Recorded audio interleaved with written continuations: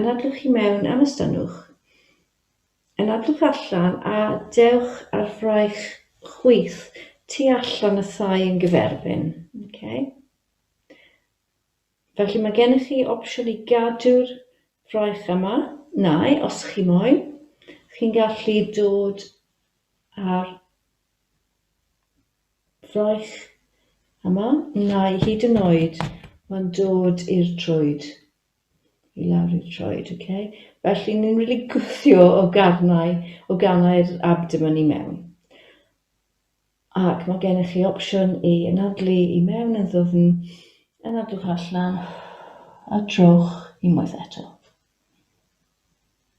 Nawr cerddwch a'ch dwylo i'r ochr dde.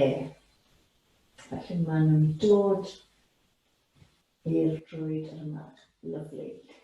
Gadewch a'ch llaw chwith ar y mat, anadlwch allan, anadlwch i mewn os chi moyn, chi'n gallu agor y corff, ac unwaith eto, ni'n gallu edrych lan, os mae'n siwtio chi. Okay? Mae'r llaw chwith yn aros ar y mat, os chi moyn, chi'n gallu ymestyn a'ch braich dde. Sicrhewch eich bod chi'n anadlu yn esmwyth.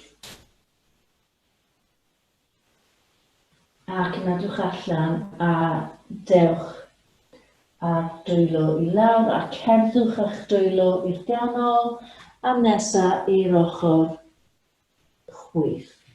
A ni'n ailadrodd ar ochr yma.